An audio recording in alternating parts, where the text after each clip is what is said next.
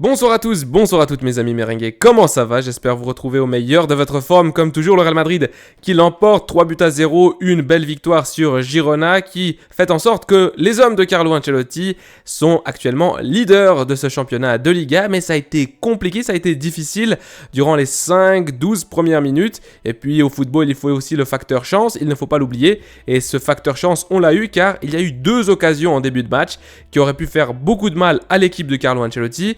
Ensuite, le Real Madrid qui a pris, on va dire, l'ascendant sur le jeu, mais Girona qui n'a jamais baissé les bras. Et d'ailleurs, on va le voir sur les statistiques, c'était un match beaucoup plus serré que ce que le score pourrait indiquer. Le Real Madrid qui se présentait sur le terrain avec le 4-4-2 habituel, mais la surprise, Camavinga sur le côté gauche, dans cette position de latéral qu'il n'aime pas du tout. Alors, je vais revenir sur cette question parce que, évidemment, Camavinga a fait un excellent match de sa part. C'est vraiment un joueur top 10 en ce moment pour moi, mais quel message tu envoies à tes latéraux lorsqu'ils sont disponibles et tu préfères mettre Camavinga? On va en reparler. Effectivement, on a le 4-4-2, mais c'est un 4-4-2 que vous voyez à l'affichage plutôt de façon schématique, de façon théorique, car sur le terrain, et selon mon interprétation, on a plutôt joué de cette manière. Ici, j'essaie de vous remettre les joueurs avec les couleurs du maillot et tout, j'essaie de me perfectionner un petit peu. Ici, Camavinga, pour moi, a joué dans une position de latéral gauche, mais un petit peu avancée, et puis surtout, la position de Bellingham, qui a joué comme milieu intérieur gauche, milieu centre gauche, et puis Vini, qui est resté sur l'aile, collé sur cette aile gauche, Roselu dans cette position de 9, enfin bref, il reculait aussi, parfois demandait le ballon, et Valverde dans cette position de milieu centre droit, ailier droit. Carvajal très haut sur le terrain, et puis Tchouaméni collé, même si ici on le voit pas très bien, plutôt très proche de ces deux défenseurs centraux. Donc le Real Madrid qui jouait dans cette composition là plutôt de manière formelle, enfin je veux dire sur le terrain c'était plutôt comme ça par rapport à cette première image qui est vraiment théorique. Au niveau du résumé, au niveau des occasions, ce que je vous disais de la rencontre, alors pour moi c'était une rencontre qui était un petit peu difficile, surtout les 10 premières minutes, le Real Madrid qui aurait pu commencer par perdre. Alors d'abord on a un ballon sur le poteau de Tsigankov et une tête dangereuse de Herrera qui passe juste au-dessus, donc ça c'est durant les 10 premières minutes de la rencontre, le Real Madrid qui est un petit peu en dessous et Girona qui commence très bien le match. Mais il faut de la chance au football et ces occasions ne rentrent pas. Et à la 17e, but de Roselu sur une passe incroyable extérieure du pied de notre ami Bellingham. Alors cette passe-là, elle est incroyable pour deux raisons. Déjà parce que le geste technique de l'extérieur du pied est magnifique. Mais surtout le fait que ce ballon-là, la trajectoire, il casse deux lignes en faisant ça. Évidemment, il y a le bon déplacement de Roselu. Mais franchement, c'est une passe d'un joueur exceptionnel. C'est la différence. Et Roselu qui était très efficace. C'est-à-dire, on le sait, Roselu est toujours dans le bon tempo, toujours dans les bons déplacements, il a toujours des bonnes idées. Mais souvent, il lui faut 10 occasions pour marquer. Là, la première qu'il a, boum, c'est dedans. Alors, très content pour lui. Ça fait 1-0 pour le Real Madrid. Et je dois dire un petit peu à contre le jeu. Hein, ou peut-être contre le jeu, c'est un petit peu trop dire. Mais c'était plus difficile que ce qu'on pourrait croire. Hein. Ensuite, le Real Madrid qui va très très vite doubler le score avec un but de Tchouaméni sur un corner, alors un but de la tête. Le milieu défensif français qui se retrouve au point de pénalty. Alors c'est une erreur de la défense de Girona parce qu'il est pris par personne. Il a tout le temps de s'élever et de mettre le ballon hors de portée du gardien adverse. À la 27e, une course de Bellingham en duel face à Daley Blind, l'ancien de l'Ajax et de Manchester United. Il réussit à prendre le dessus, on va dire, mais lorsqu'il arrive au niveau du gardien adverse, il est en bout de course. Et puis je pense qu'il fait le mauvais choix, il essaie de la mettre à droite alors qu'il suffisait de piquer au premier poteau. Mais une très belle action qui aurait pu déjà faire le 3-0. À la 49e, un travail sur la ligne de fond de Vini, un vrai battant qui la perd dans un premier temps, puis il lutte pour récupérer le cuir avant d'adresser un centre en retrait pour une reprise de volée de Toni Kroos qui aurait pu être le but du match. Et il faut un très très bel arrêt de Gazzaniga. Alors Vini qui a été un petit peu disparu durant cette rencontre, à part cette action-là en première mi-temps, j'ai pas vu beaucoup de choses de Vini. Il n'a pas fait un match de merde non plus, mais il a été assez régulier. En deuxième mi-temps, alors on va en parler de la deuxième mi-temps. Tout de suite, à la 50e, un arrêt extraordinaire de Kepa, une tête d'un joueur de Girona sur corner. Et il faut un très beau Courtois. Alors Courtois qui n'a pas eu à faire énormément d'arrêts, mais les arrêts qu'il a dû faire, c'est des arrêts difficiles. Et il montre qu'il est un grand gardien et il montre qu'il saisit très très bien cette opportunité dans sa carrière. Et d'ailleurs, après un rebond sur cette même action, il y a encore une chance loupée pour l'équipe catalane. Alors, c'est un petit peu tendu pour le Real Madrid parce que en première mi-temps, ils ont ces 5-10 premières minutes difficiles. Et en deuxième mi-temps, de nouveau, c'est difficile au tout début de la rencontre. À la 56e, penalty de Tchouaméni demandé par les joueurs de Girona. Voilà, il fait une action un petit peu à la limite. Il faut faire attention, Tchouaméni, parce qu'il a fait un énorme match. Mais là, c'était un petit peu à la limite son intervention. Il touche le ballon, donc c'est pas penalty, mais quand même c'était un petit peu ardu. À la 63e, Roselu loupe le ballon et dribble l'adversaire sans le vouloir, c'était drôle. Et j'ai noté qu'il fallait mieux sortir le ballon depuis l'arrière lorsque Kepa doit dégager. J'ai noté que beaucoup de fois, durant la deuxième période, lorsque Kepa devait dégager, on n'arrivait pas à construire depuis l'arrière, c'était des longs ballons, et c'était un petit peu vite perdu le ballon, vite perdu le cuir, c'était assez dommage. Du coup, après il y a eu des changements. 68e, sortie de Vini, entrée de Rodrigo. Alors Vini qui a fait un match, comme je le disais, en demi-teinte, pas vraiment dangereux. Voilà, beaucoup isolé sur cette aile gauche. Il est en changement poste pour poste pour Rodrigo qui n'a pas fait un grand match non plus. Mais voilà, en tout cas les deux Brésiliens qui ne m'ont pas épaté sur cette rencontre. À la 71e minute, excellente récupération de Tchouaméni pour Bellingham qui oriente le jeu. Alors ça, c'était très beau à voir. Tchouaméni qui récupère le ballon et ensuite qui fait la passe pour Bellingham. Et Bellingham qui lui la redonne, je crois. Et ensuite, qui lui fait un geste de la main comme ceci. Alors, elle est où la caméra? Comme ceci. Mais là, pour Roselu à droite. Et Tchouaméni l'écoute, il lève la tête, il met le ballon pour la droite, où se trouve Roselu. L'Espagnol tire sur le gardien, le ballon lui revient un petit peu par chance, et il la redonne intelligemment sur le côté pour une reprise de Bellingham. 3-0, le match est terminé, 3-0. Le match est terminé. 74e, Bellingham sort pour l'entrée de Ceballos, qui fait des meurtres sur le terrain. Alors Ceballos... Autant j'aime beaucoup sa débauche d'énergie, autant cette fois il est sorti pour évidemment donner du temps de repos à Bellingham et il a fait que casser des jambes. Voilà, match pas très réussi de la part de Ceballos. 85e minute, Brahim et Vasquez entrent pour la sortie de Roselu et Valverde. Alors, Vasquez est rentré et il jouait en position de milieu droit, à la place de Valverde. Donc c'était nouveau ça, normalement évidemment la position de Vasquez c'est ailier droit. Mais là, vraiment, il jouait une position de presque de milieu intérieur. Alors, c'était assez drôle à voir, mais bon, c'était à la 85e, et puis on menait 3-0. 88e, l'égoïsme de Rodrigo, qui, je crois, réussit à faire un passement de jambes et se faufiler entre 2-3 joueurs déjà dans la surface. Et puis, il a Brahim tout seul. Alors, Brahim, je l'ai dit, bon, Brahim et Vasquez qui sont rentrés pour la sortie de Roselu et Valverde. Et là, Rodrigo, à la 88e, qui était tout seul, il aurait pu faire une petite passe pour Brahim. J'ai eu l'impression qu'il a voulu tirer. En plus, il n'avait plus du tout d'angle, donc le ballon qui sort, c'est dommage. Et puis, on arrive à la fin du match. Donc, à la fin du match, je me dis, ok, je vais même éteindre, ça sert plus à rien. D'ailleurs, j'ai eu un bug avec la rencontre sur la télé. Et puis, tout d'un coup, je vois Nacho qui fait une entrée de... C'est un assassinat ce qu'il nous fait. Alors, premièrement, il y a 3-0. Deuxièmement, l'entrée est catastrophique, elle est hors de temps. Et ensuite, ce genre d'action peut coûter une carrière. C'est vraiment moche, le tacle.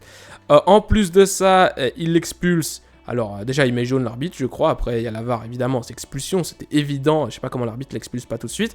Et puis ensuite, je crois qu'il veut dire désolé au joueur qui est donc blessé au sol. Et puis, il y a une confusion.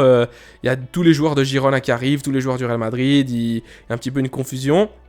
Et le problème ici, c'est que Rudiger va se prendre un jaune. Alors déjà, si on a un défenseur central en moins, mais si en plus on accumule des cartons jaunes, c'était vraiment pas intelligent. Donc un rouge et un jaune pour les défenseurs centraux, super. Et puis à la 97e, donc 97e, une bonne sortie de Kepa. J'ai noté très concentré même dans les dernières instances de la rencontre. Alors il fallait aussi faire cet arrêt-là. Évidemment, ça aurait été 3-1, pas très important, mais on voit que Kepa est un gardien sûr et on va en parler.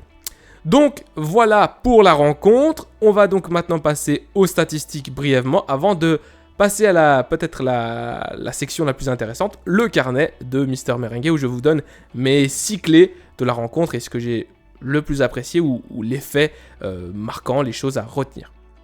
Rapidement, on regarde un petit peu les statistiques de la rencontre. Alors comme je vous le disais, Girona qui n'a pas été du tout une mauvaise équipe. Au contraire, elle a su créer du jeu, apporter le danger sur corner au début de chaque mi-temps. Alors déjà les 10 premières minutes de la première et ensuite les 5-6 premières minutes de la deuxième. Au niveau de la possession, c'est très équilibré avec un tout petit peu plus pour l'équipe catalane, mais c'est vraiment 50-50. Au niveau des passes, vous voyez que c'est très équilibré aussi. Au niveau de la précision des passes, on dirait une équipe qui a copié l'autre. Alors franchement, c'était un duel qui ne méritait pas, à mon sens, 3-0, mais plutôt une victoire 1-0, 2-1 de la part du Real Madrid. Au niveau des tirs, 13-14, alors vous voyez, les opportunités, c'est la même chose, mais les tirs cadrés, évidemment, beaucoup plus pour le Real Madrid. Et aussi une équipe qui gagne, une équipe championne. C'est aussi une équipe qui a ces individualités-là, qui a ces joueurs comme Bellingham, qui a ces joueurs qui arrivent à marquer des buts quand il le faut. De manière précise. Bon, Bellingham, avec sa passe décisive et avec son but, il a fait un match complet. Voilà, c'est Jude. Mais voilà, ça s'est joué peut-être là, dans les individualités. Et aussi peut-être dans le plan de Carlo Ancelotti avec cette position de Camavinga qui au début m'a choqué. Finalement, ça nous a beaucoup aidé sur ce côté gauche. Non seulement il est très très fort en défense, mais surtout à la relance. Et le fait qu'il s'immisçait dans le jeu intérieur lorsqu'il montait sur ce côté gauche. Au reste des statistiques, un petit carton rouge que j'ai mis ici en orange.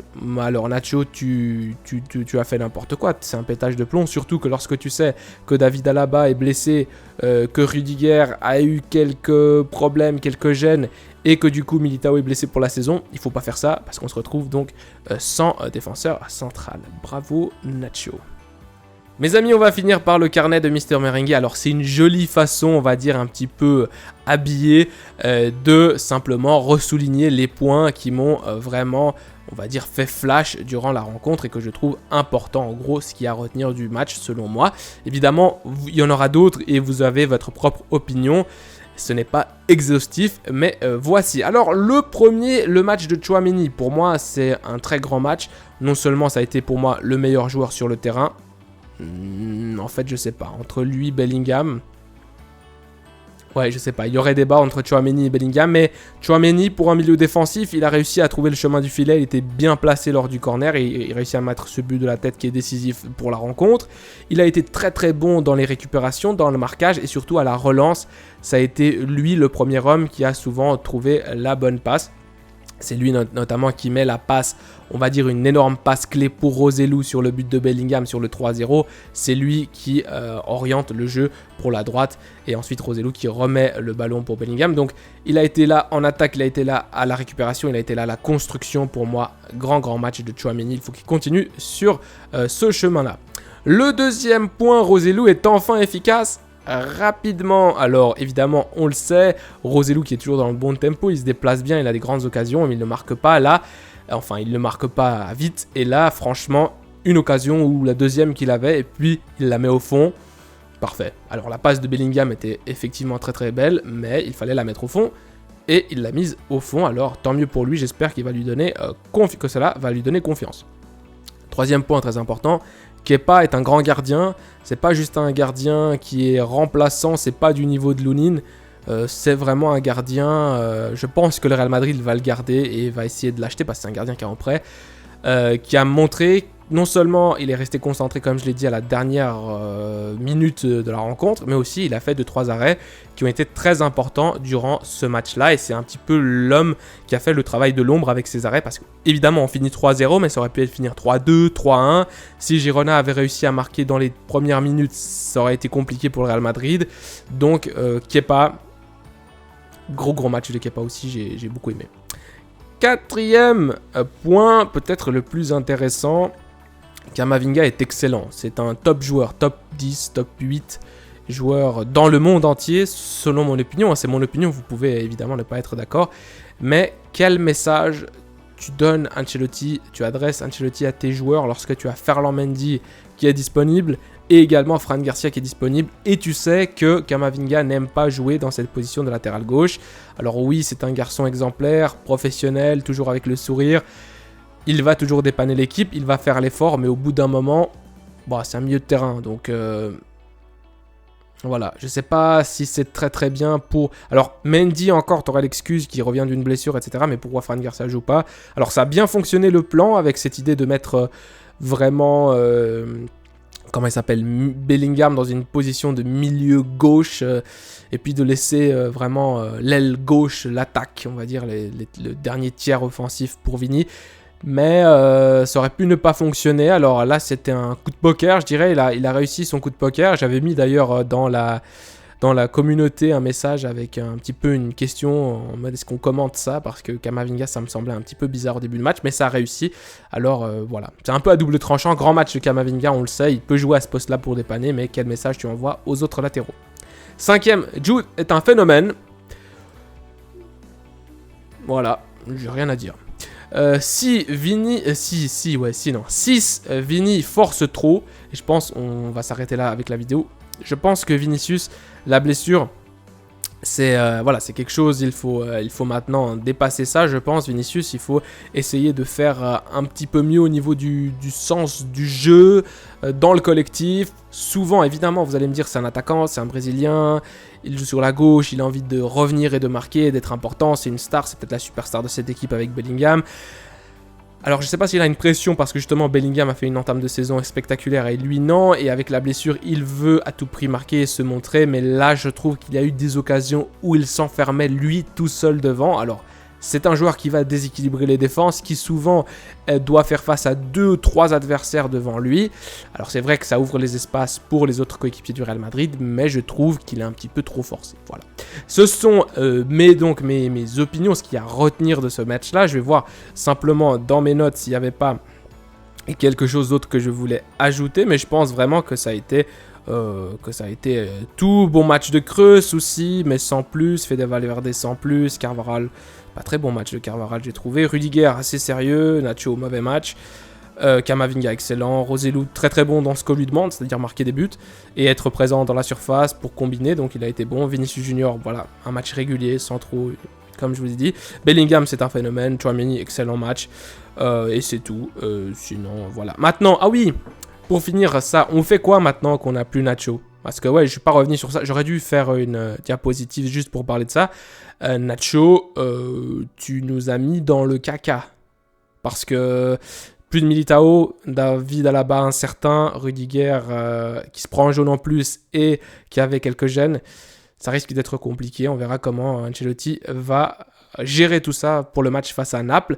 Je vous dis à la Madrid, nada más, parce que sinon cette vidéo va faire 10 millions de minutes. Merci de votre soutien. On se retrouve pour la traduction de la conférence de presse d'après-match de Carlo Ancelotti dans une prochaine vidéo. Prenez soin de vous, des vôtres et de votre famille. Allez.